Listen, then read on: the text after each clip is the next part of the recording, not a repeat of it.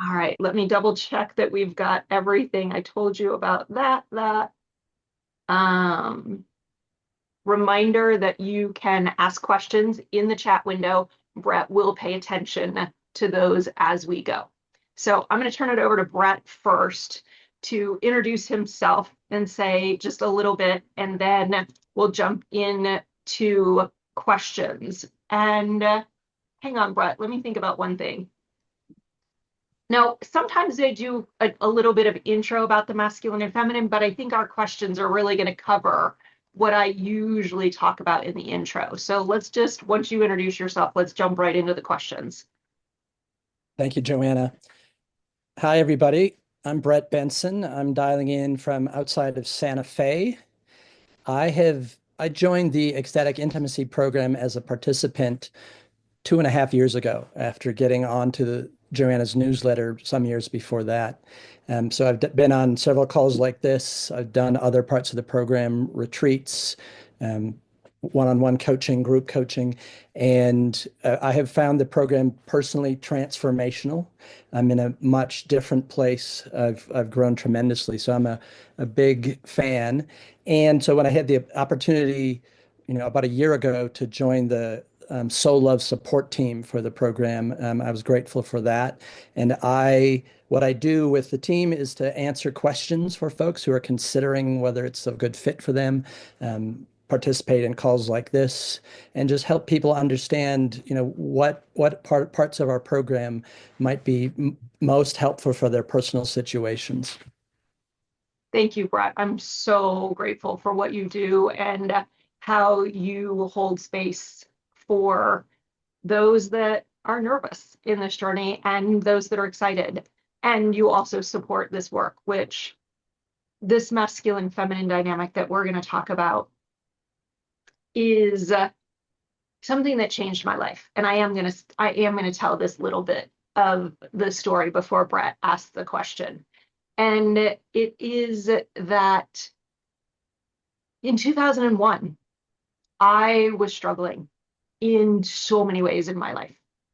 And I found myself at an event where the conversation turned to what is masculine, what is feminine, and how they impact our lives. And it was a full day in an 8-day event. And that day that they described the masculine and feminine energies, is as if I sat there with my jaw on the floor for 8 hours saying, this explains everything in my life. Everything from why I was divorced, why I'm exhausted, why I'm miserable, why I can't have an orgasm, why I blame men, why I judge women, including myself. And it was that wake up call that, as I said, explained so much that I literally knew that night that I would leave corporate. My career, 13 years to that point, had been in oil and gas and high tech in Houston, Texas, with what I'll call the good old boy network in the 90s. And that was an incredibly informative time and an incredibly painful time. And it was that day that I knew I would leave corporate and that my commitment was to serve other feminine beings so they didn't have to go through the pain that I went through, and to serve masculine beings so they didn't go through the pain that I put masculine beings through. And you're going to hear that as we go through the questions tonight, is that while the masculine and feminine can uplift each other, they can also create great pain and even harm to each other. And it's these pieces that when we begin to have the wisdom to understand how these energies work within us and between us and even beyond us in the world, it will change your ability to respond, to take care of you, to recreate union when there's been separation and divide, when there's been misunderstanding. And so I just wanted to offer that as we start, that these two words and what they mean changed my life. And I'll add one more thing. No, I'm going to let Brett go right into the questions. I'll add the rest of it as he answers. But that's why I'm passionate about this topic and why we speak about it in every one of our events, every one of our programs in one way or another, because it's really the root of how well we do relationship. And that's a great place for Brett to take us into some questions. Yeah, that's a great introduction, Joanna, for our first question. So we all know that masculine beings and feminine beings are different. Why is gaining a deeper appreciation of those differences so important in navigating the path of dating? Absolutely. And so we say they're different, and they are. As a matter of fact, masculine is very opposite of feminine. And we see the polarities and sometimes the paradoxes of these two energies. And so, with that, we want to understand that masculine energy is actually the driving energy in the world. Masculine energy is the energy that makes things happen. It is assertive, it is focused, it is the more solid energy. Feminine energy, on the other hand, is a more flowing energy. It's a creative energy, it's an expressive energy. It tends to be receptive, while the masculine energy is generative. Feminine energy tends to be internal because of that receptivity, while masculine energy, we know we're in masculine energy when our energy is coming off the body. If the energy is moving forward, regardless of our form, that is how we recognize that masculine energy is at play in our current expression. So, yes, they're different. They complement one another. I'll say a couple more things about feminine energy. It is the vulnerable energy. And if we're talking about intimate relationships, we're starting with dating. But when we're dating, we want to get to know someone. And we want to, in most cases, we want to get to know them beyond the surface. And it is the vulnerability in all of us that allows intimacy to actually happen. And so we all have masculine, we all have feminine. Most of us, one is predominant and the other is complementary or secondary. With that, there's a lot of correlation. Let's put gender on a spectrum where male is on one end of the spectrum and female is on the other end of the spectrum. And then there are blends of that. There is often correlation between that male gender and masculinity, but sometimes it's reversed. There's often correlation between a female body and feminine energy, but those are not always equivalent. And that's really important in this conversation to know how those energies express within ourselves, what is authentic. That matters more than anything when it comes to dating and relating, as we'll get into that, because the opposite energies are attracted to each other. And we're drawn, most of us are drawn more to either masculine energy or feminine energy. And that means that there's a polarity set up. Typically, if we're drawn, attracted to, aroused by masculine energy, we likely have a more predominant feminine energy. The opposite is true. If we're more drawn to feminine energy from a sexual turn on and desire, from an attractive standpoint, then there is likely more of a stronger masculine embodiment here. And again, I'm going to come back to what's important is that we discover what is true for us. And back in those days when I was in oil and gas and high tech, I would have sworn to you that my predominant energy was masculine. No way would I have ever thought there was feminine energy predominant in this body. But if you started to pull back the layers to what I wanted in relationship, where I felt most alive, where I felt most loved, where I felt most aroused, it was by the masculine. I wanted that masculine energy, but I was being very masculine. And so what happens, because masculine and feminine are opposite energies and they attract each other in those opposite states, I discovered I was attracted to masculine and I was being masculine. So it's like magnets. If you bring the same ends of a magnet together, positive to positive, they try to get away. How fast can those magnets move away from each other? But if you bring positive on one magnet to negative on the other magnet, they draw each other together, and it takes some force to pull them apart. So the question is about dating. We know they're different. Why does it matter? Because when attractive forces aren't working, when we are attracted to someone and there's a pattern of not attracting the ones we're attracted to, when there's a pattern of getting friend zoned, when we get into the conversation about relationship, when we get into the roommate zone, there is likely a masculine feminine interplay that is not operating in the way that we want it to.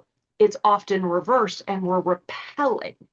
So we want to understand these differences. What is masculine? What is feminine? What's the authentic expression of those energies in me?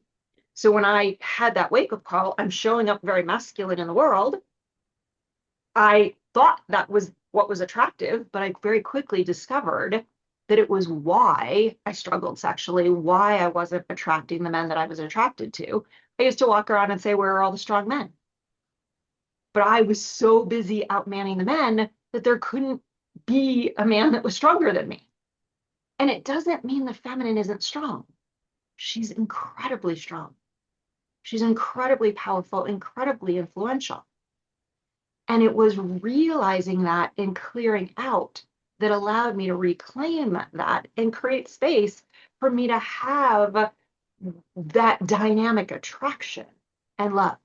So, summarizing, I gave you a lot of background detail there, but summarizing that, we want to understand these dynamics in dating because opposites attract.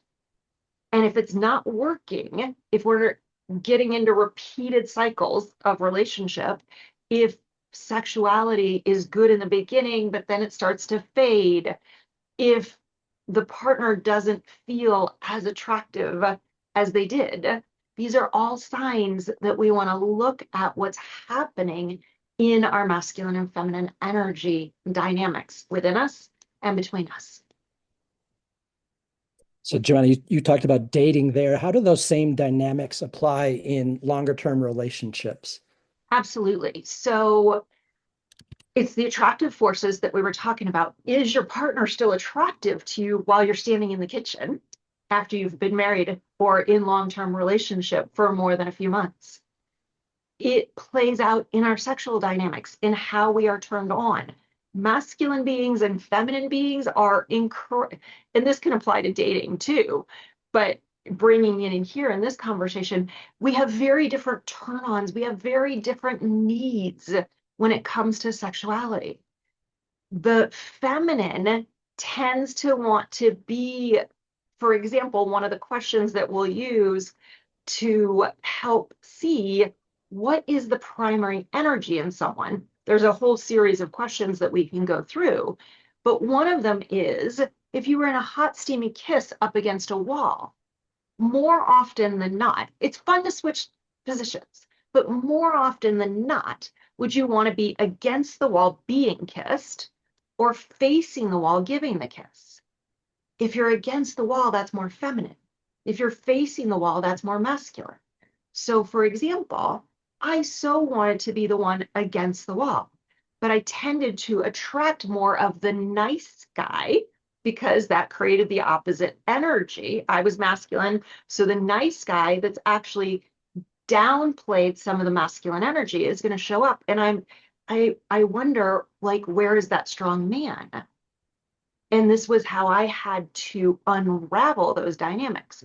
So our sexual chemistry, our sexual attraction, our turn-ons are very, very oriented and ignited by the masculine and feminine. It also plays into trust, long-term trust in relationship. We want to know that feminine beings want to know that they can lean into that masculine, that the masculine keeps its word, that the masculine stands with them even when it gets hard. And this is where masculine and feminine energy dynamics start to cross over into conscious relationship, ways that we engage in conscious relationship to make sure that we're maintaining that union. So it plays out with trust. It plays out in, we'll get to this later, but in emasculation, where feminine beings think that they're honoring their masculine partners, but sometimes they're actually wanting their masculine partners to show up more masculine, but they go about it in a way that actually emasculates or demasculates their partners. And so that's another aspect. On the flip side, if a masculine being backs off on that masculinity, the feminine will start to resent that she feels like she's alone. So every one of these things that I'm saying here, we could go into so much more depth. And we have one of our retreats is an entire weekend on the masculine and feminine dynamic. And every time we do one of those retreats, we say we need a whole week. So we're introducing this topic tonight. So stay aware of what's happening for you and what questions are coming up, because we're just scratching the surface. So you touched on this briefly, Joanna, but could you expand on relationships where attraction and passion fade over time and how the concept of polarity might help us understand what's going on there? Yeah, so I did totally touch on that, but let's revisit it. So polarity is the magnetizing factor that I talked about. And we are attracted to the opposite energy. Our sexual attraction tends to have its roots in these opposite expressions, masculine to feminine, feminine to masculine, coming together like magnets. But what's happened in our society is that we've told masculine beings, often men, but not always, we've told masculine beings, don't be so masculine. That's too much. That's too much. We've also told feminine beings, don't be so feminine. But what also has happened in our world is that there's a lot of judgment of the feminine in all of us. Emotionality gets immense judgment when it shows up in a man or a masculine being. It gets a lot of judgment when it shows up in a feminine being. And so our world, our society, our corporations, I'm going to use the word idolize masculinity. It is the energy of our businesses, and so many women that I work with feel like they have to be masculine in the world. They have to show up, make it happen, get shit done, take it all on, and they're exhausted, like I was. And what happens is I could say there's double whammies in this, but there's probably triple and quadruple, many, many impacts of this, is that because we idolize the masculine on some level, more feminine beings have thought they had to go masculine. Masculine beings have been told to downplay their masculine, don't be that guy. So while the masculine is toning it down and the feminine is trying to turn up her masculine, we've now basically neutered our sexual polarity. We have neutralized the difference between us in such a way that it's like, it's not that exciting. It's not that interesting.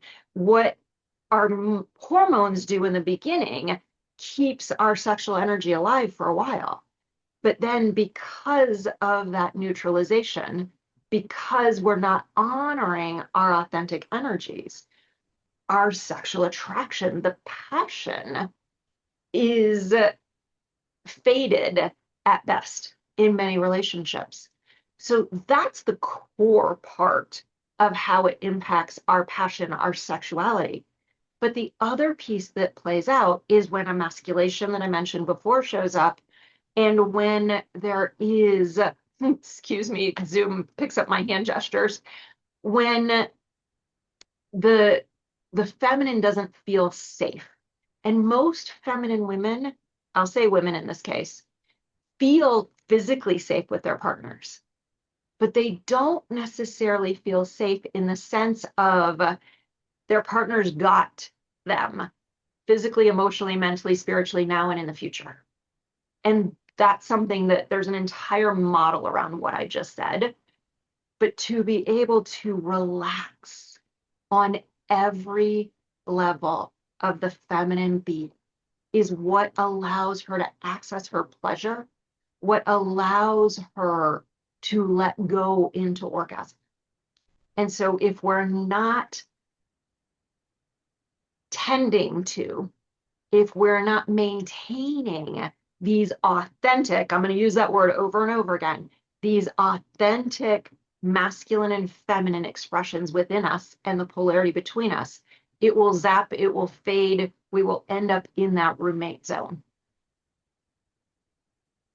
Thank you, Joanna. So I'm going to ask one more question and then we'll open it up to questions from you all. And go ahead if you have any to put them in the chat, and then we'll get to them after this next question. So the masculine feminine dynamics that you've been talking about, how do they apply to people who are non-binary or who are LGBTQIA? Yeah, super important question. So masculine and feminine dynamics, I said they often correlate to the genders, the ends of the gender spectrum, but not always. It doesn't matter who we're attracted to. It doesn't matter what our gender is, what our orientation is. Every single person has masculine energy and feminine energy within them. The yin and the yang symbols or symbol that we know from ancient Taoist and traditional Chinese medicine. The yin is the feminine energy, the yang is the masculine energy. Those energies are not biological genders, period, end of story. So what we see in those that come into this work, when they start onto this path of soul love, regardless of orientation, attraction, gender, it's the invitation is to discover how those masculine and feminine energies exist within each individual. What I see in many of the same-sex couples that I've had a chance to work with, or even the individuals that are still looking for a partner, they will offer so much gratitude that there's finally an permission to be who they are. I remember she was female gendered, but she came to one of our retreats and she said, "Oh my God, I finally have permission to claim this masculine energy and how I want to hold that in relationship."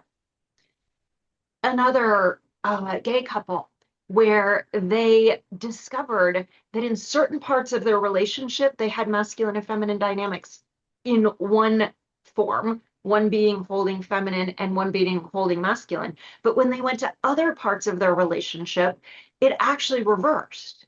And so what's beautiful is that we get to know ourselves, we get to know our partners, and therefore we can more consciously navigate the greatness to create the greatness in the attraction and the passion and the love between us.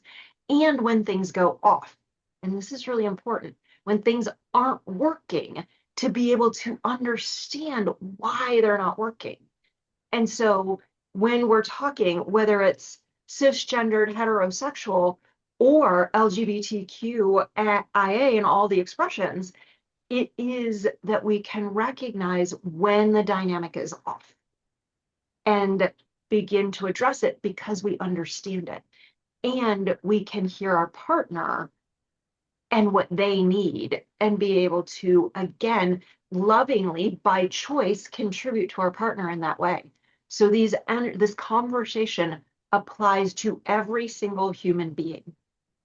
And that's a gift to ourselves and it's a gift to our partners to begin to understand that and honor that.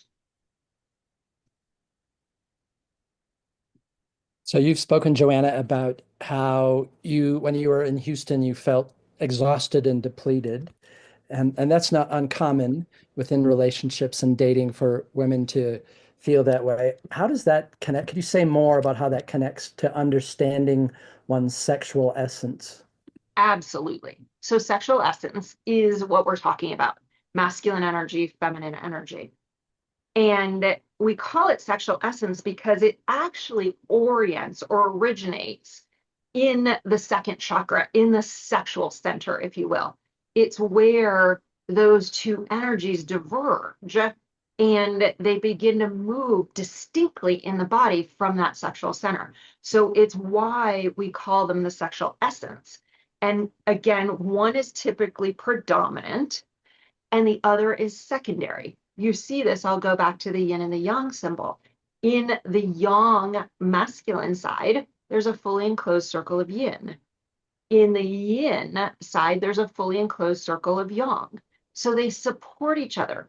The masculine can't be fully expressed without its integration of the feminine. The feminine can't be fully expressed without its integration of the masculine. So how that plays out, we want to understand that it originates in that sexual center, and that's why it's called sexual essence. And then we want to see which one's primary, which one's secondary. And this leads us to answering the question that Brett's asking about why so many feminine beings, and why I said this about myself, find themselves depleted, exhausted, overwhelmed, whether they are single moms. This comes up so much, but I see it so frequently with married women as well, because that energy to do it all, to handle it all, to say yes, to say I got it, I got the kids, I got the job, I got the aging parents, I got my husband, I got the, or my wife, whatever the expression is, that what's happening there is that the feminine beings, when she is, I'll call it the get shit done girl, or the strong independent woman, she is overusing masculine energy. And that is why it's running our hormones at levels that our bodies are not designed to if they have a feminine constitution. So that expression of running too much masculine energy, where I was back in Houston, it was run, do. I said yes to everything. Oh, but the way I was very resentful as well, but that's another conversation. And because we're overrunning that energy, it depletes the body. Let me give that to you in terms of the yin and the yang symbol. What that means is that if we're on the feminine yin side of that symbol, the circle of yang in the center has gotten opened up so wide that it is completely obscuring the yin. So if I say that another way, I was wearing a masculine mask. I was personifying and using masculine energy as a mask, as a facade, and it was the way I was showing up in the world. And notice my hands coming off my body. I was penetrating the world. And it is that energy that was not my norm. So my adrenals were burnt out. I was exhausted. I was resentful. And it is, what's interesting is that it's actually the overuse of the masculine and the underuse of the masculine at the same time. Because remember, I said I was the yes woman. I would do it all. You need it, I got it. Well, that's actually a lack of boundaries. And boundaries are a masculine expression. The masculine can set those boundaries and say no very clearly. And so what we work with in the cases of depleted feminine women, exhausted, resentful, is to bring that expression of masculinity back into harmony. So I was leading with it. It's as if it comes back here and the feminine gets to be her full expression, but the masculine comes through and supports her. It's no longer in front as a facade or a way of being, but it's a support to the authentic feminine. So this is the work that we need to do with feminine beings, often women, who are depleted and exhausted in that way, to bring it back into realignment, which, oh, by the way, means she can say, no, I don't have time for that. And she can begin to receive, which is what many, many, many strong, independent women, single moms are not great at, is receiving. And that also contributes to that exhaustion and depletion. So is there an equivalent scenario for men that leaves them feeling puzzled and depleted? Yeah, it's interesting. It's not a one-to-one mirror, but there's a similar dynamic. So I'm glad you asked that. The dynamic for masculine beings really more often happens because, well, one of two things. I'm actually going to answer this one in two ways. So the relational dynamic is that I mentioned emasculation earlier. And one of the ways that emasculation shows up is that feminine beings tell their masculine partners they're getting it wrong all the time. They're not doing it right. They didn't understand it. They take over, whether it's something as simple as loading the dishwasher. And the masculine partner can, is got the dishes in and she comes back and says, that's not the right way. They should be this way. Or it's loading the trunk, or it's how you pick up the kids, or it's how you arrange something. And eventually, well, here, before I tell you that part, masculine beings want their feminine partners to be happy. They want them to smile. They want them to be fulfilled. They want them to be pleasured. They want them to be happy at the greatest levels. And I'm going to say that again, because this was one of the things that I went, they do, when I was first in this journey 20 years ago. Because I did that thing. Remember I said the pain I put men through? Like, I didn't see that men were trying to contribute to me. And they were so trying to contribute to me, and I wouldn't let them. And I wouldn't see it. So masculine beings want their feminine partners to be happy. They want to see that smile. They want to see them lit up. They want to see them full. But because the feminine sometimes has trouble receiving, because sometimes she's felt like she had to take charge to feel safe, that it didn't feel safe to trust someone else, that she took control, she took charge. And while masculine beings want to contribute, if there's no space for them to contribute, they'll back off. If they try to contribute and she continually tells him how she's doing it wrong, he's doing it wrong, he'll back off. Eventually he goes, I give up. Forget it. Nope, I got it. They'll often hang out in the relationship, but it's like the body's there, but the being isn't. And so it's exhausting for the masculine. It's puzzling for the masculine to want to be making a difference and feel like they are inadequate, feel like they are failing.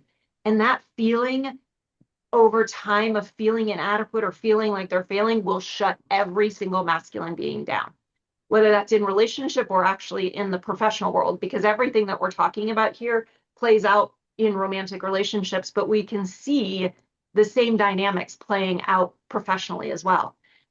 But when the masculine feels like they fail, when they feel like they aren't enough, it will completely shut that energy down. So that's the first. I said that we're going to be two answers to this one. That's the first one, and the relational dynamic that plays out most often. But the other one that I'm going to say is the conditioning of, I don't want to be that guy. I talked about the nice guy earlier. And when there's, I don't want to be that guy, and there's a backing off to try to be the good guy, to try to be the nice guy, to try to be the one that takes really good care of the feminine. And that's important. We want that. But when the masculine abandons himself, he gets exhausted from that too, because he has put a lid on his life force. And oh, by the way, he's less attractive in that state as well. But when we put a lid on our life force, when we put a lid on who we truly are, it takes a lot of energy to keep that lid in place. And eventually we start to forget who we are. So this is another reason that the masculine can feel sluggish, can feel uninspired, because they've had to put that lid on. Now, let me say one other thing with this, is that when I'm saying letting masculine energy express itself, it is that solid, assertive at times, but consciously assertive, taking into account the partner, the family. And that assertiveness can be very exciting, very attractive, very trustworthy. He's got my back. And so it's the yang that's expressed with the heart of the yin. That's the kind of masculine energy that most feminine women are attracted to. He knows who he is. He knows where he's going. He knows what he's up to. He's confident in himself. He stands tall in that presence. And he's got an open heart. And if you've got that open heart, guys, if you're listening, masculine beings, if you're listening, if you've got that open heart, if you're connected to your heart, you will never be that guy.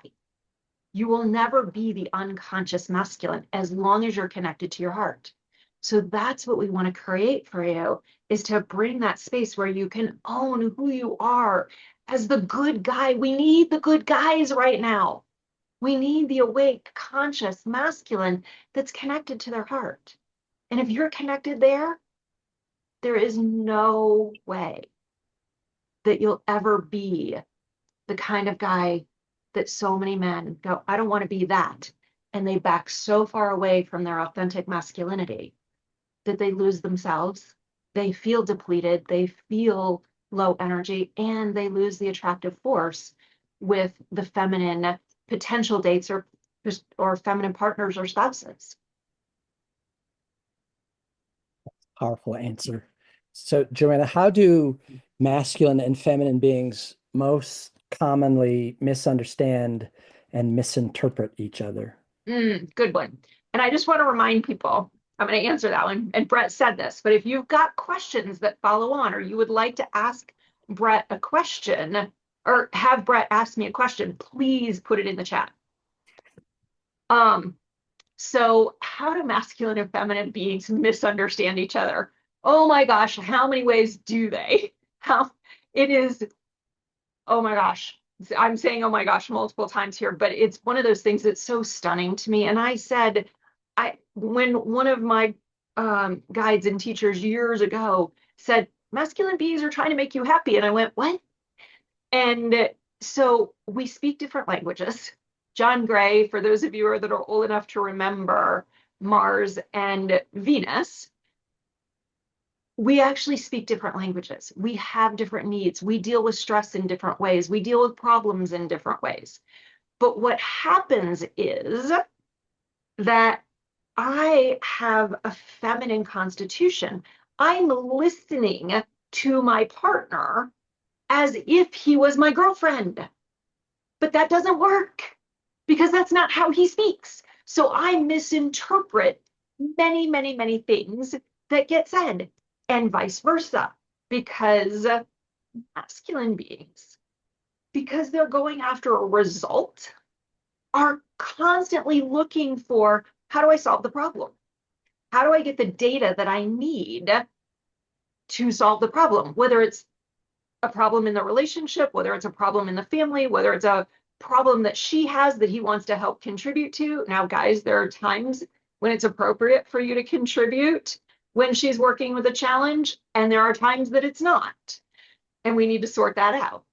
But if it's a time that she's wanting your contribution, you want to meet her and remember that we use words differently. We interpret things differently. So because the masculine is paying attention to data, he's listening for certain things. But what the feminine is doing when she's communicating is actually wanting to connect. So she's looking for feelings. She's looking for the opportunities to be intimate and connected. And so that in and of itself, He's looking for how to solve the problem. She's looking for how to connect. Whew, we miss each other. She's sharing feelings and he wishes she'd just get to the point. Because if she just get to the point, we could move to the next activity that we need to do. Yes, so this is where it gets humorous. Things as simple in an upset. She says, I'm fine. He goes, okay. And he walks away. She's not fine. Now, we work with this when we're building consciousness around it. We want to work with feminine beings so they don't say they're fine when they're not. But, and I can't go into all the details behind why some of these things get said and expressed in the ways that they do right now. We get into that in some of the deeper work. But what happens is if she's with her friends and she says, I'm fine, they go, you're not fine. Come on, what's going on? But if two masculine friends are together and one says, I'm fine, they go, okay, I trust you. But now they're in relationship and she's sitting there saying, I'm fine. And he didn't ask, are you really fine? And she's hurt. She doesn't feel love, but she doesn't understand that they're speaking two different languages. So how we end upsets. We talked about this in the retreat, but I'll give it to you here. Masculine beings, when there's an upset, they try to solve the problem. But the problem getting solved for the masculine seems like it should be the end of the problem. So if you forgot to pick up milk to be something silly and seemingly inconsequential, but not so much, is, oh, I'll go back and get the milk. The problem should be solved. But she doesn't feel that way. She feels missed on some level. She feels hurt. She feels as if she wasn't important. There's different nuances to that that we can go into deeper, and different feminine beings will express it different ways. But the reason that so many upsets last way longer than they need to, why she's still bringing up the past, is because she hasn't gotten what she needed to end the upset. And what she needs to end the upset is to be heard for what she feels. So masculine beings, I know emotion can be a little intimidating. And I know for many of you, it's been conditioned out, at least any more sensitive emotion.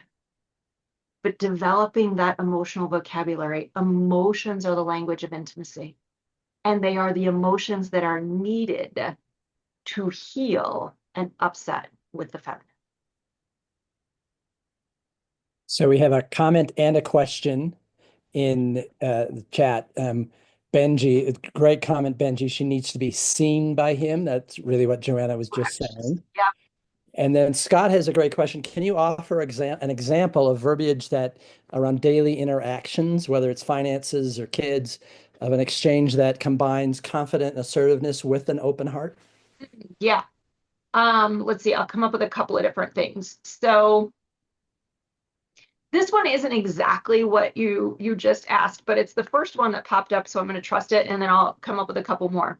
So this is just a great example. It came up in a retreat close to 20 years ago. And there was a married couple. They'd been married for, I don't know, 20, 25 years at that point. But as we were talking about these dynamics, she said, oh, it makes sense to me now. We're out at dinner. And when we have one bank account, my debit card and his debit card both go to the same bank account. But I feel different after dinner when he picks up the check and puts his debit card down to pay for the dinner.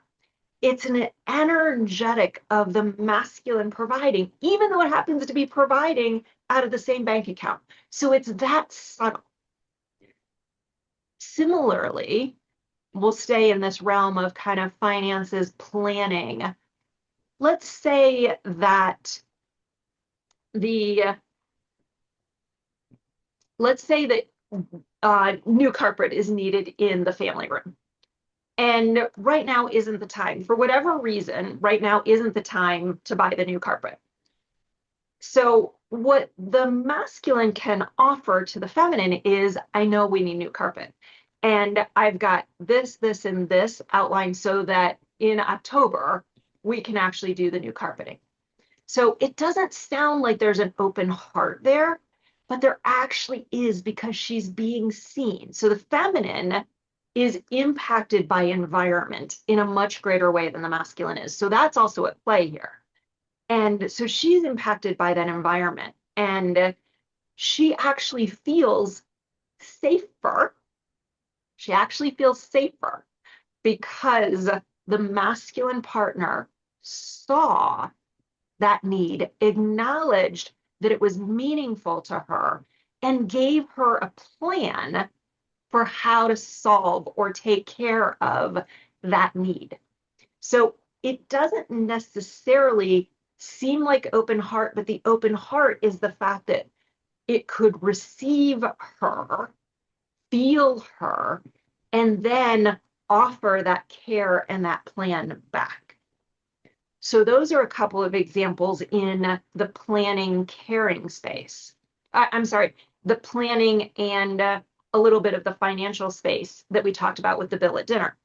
Another example would be she's emotional for whatever reason. She's coming home and if she's been out, either with the kids or working, whatever it is, and something's been stirred up, conversation with parents, and there's a lot of emotion. What the masculine can want is for her to get over it, to solve the problem, to try to get beyond that emotion. That's actually not going to be an open heart. What's really powerful for the feminine is to be able to stand with her and say, I've got you. I feel you.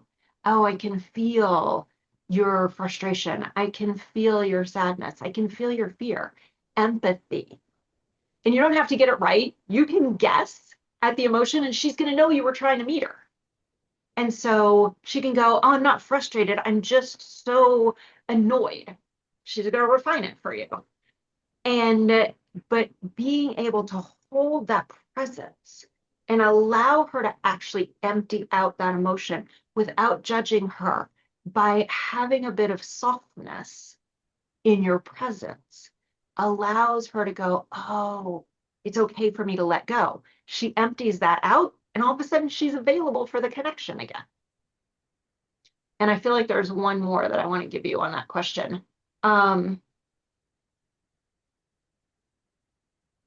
Another one that would be assertive is where the masculine says, I feel like this is important for us in our relationship.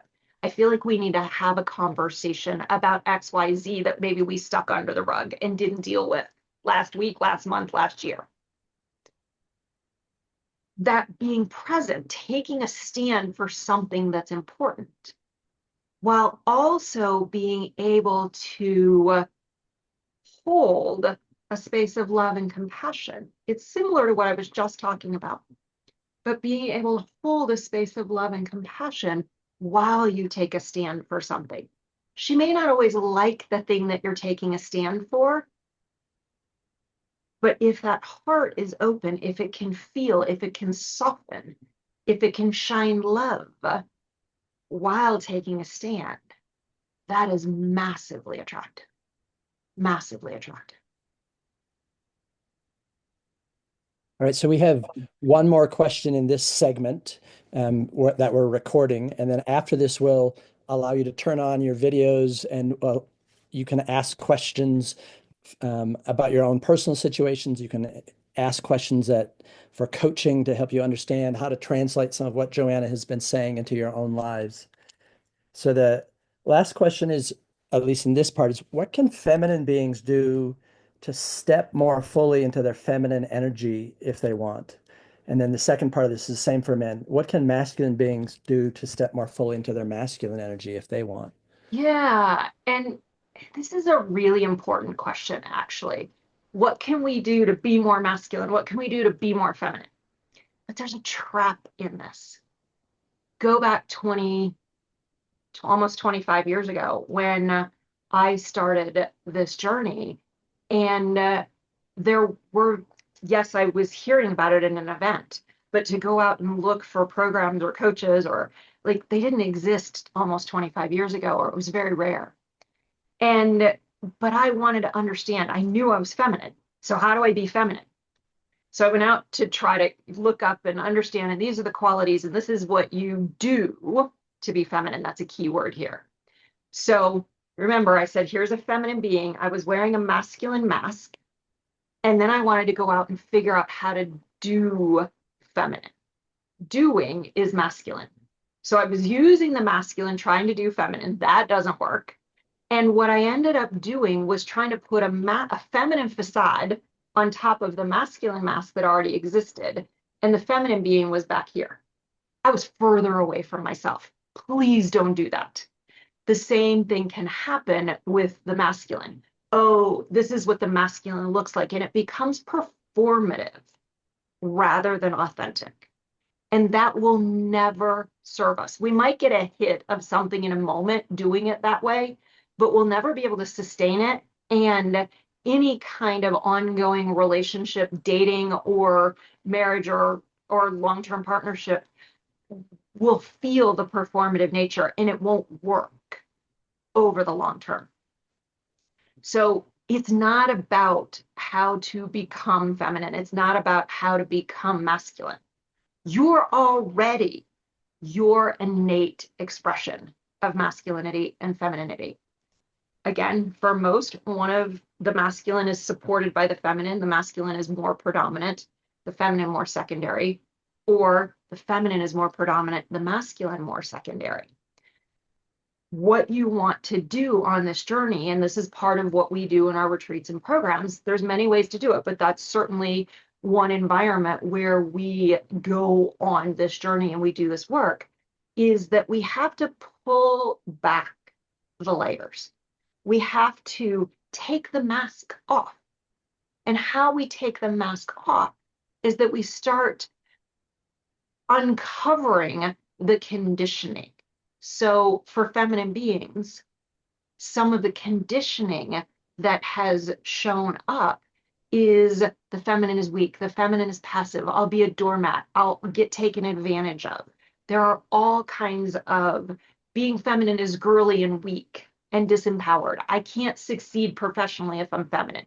Like, those are some of the unconscious feminine beliefs. Some of the unconscious masculine beliefs is I'll be the asshole, excuse my language, but that I don't want to be the jerk. I don't want to be the asshole. I don't want to be the bad boy. And yet, because, as I was saying earlier, if we're afraid of being that, if we think masculinity is bad, we won't be it. There was a young man that came to a workshop I was doing. This was close to 20 years ago. And it was actually a workshop about awakening feminine sexuality. But as many masculine beings showed up as feminine beings. And this young man, after we sat and had a similar conversation to what we're starting tonight, he raised his hand at the end and he said, I grew up with a really unconscious father who left. And then the ones that my mother dated, I never wanted to be like them. And so I modeled my mother, I modeled my mother's friends. I hated my masculinity. I didn't want to be a man. He said, but you just showed me. And this brings up emotion because this is what's so important, you guys. You showed me that I'm okay. You showed me that I'm a good person and I can be masculine and be a good person. And you just gave me permission to discover an entire part of myself that I have buried. He was probably in his late 20s for most of my life. And so the tears come because I buried a part of myself too, but to watch the masculine men, the masculine beings, doesn't matter again what form of body we're in, that have buried who we are because we thought it was bad. And yet the ones that we want to love are longing for us to be who we are. They're longing for us to be who we are. So this journey to become feminine, to become masculine, isn't to become. It's to unbecome everything that we thought we were supposed to be. or everything we thought we couldn't be, and discover that femininity is incredibly powerful. It is what we need in the world. The unity part of femininity is what our relationships need right now, the love we need for ourselves, and it's what we need in the world. Masculine beings to take a stand for something and be able to stand for themselves, for their relationship, for what is right for them. To do that with an open heart means coming home to yourself, means being who you are. So it is a journey of subtraction. It is a journey of letting go of everything that said you're not allowed to be you. You don't have to become anything. It's coming home to you as the masculine or feminine being that you already are. And my hope is that you will do that, because the greatest gift that you could give anyone, yourself first, and then anyone that you might love romantically, anyone that you might parent, and anyone you might work with, or anyone that you might interact with in the world. It's all of that. The greatest gift that you could possibly give is to be yourself. All of who you are. So that's a mic drop way to end this segment uh, of the webinar. So Joanna's going to stop the recording. And while she's doing that, I'm going to allow you all